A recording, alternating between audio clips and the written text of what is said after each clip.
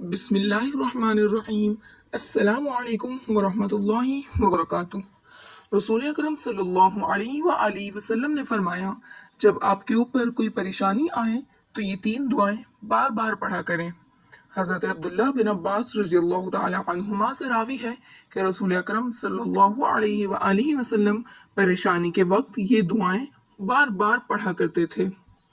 لا الہ الا اللہ العظیم الحلیم، لا الہ الا اللہ رب السماوات ورب الارض ورب العرش الکریم، لا الہ الا انت سبحانک انی کنت من الظالمین، اللہ اللہ ربی لا اشرک بہ شیئا۔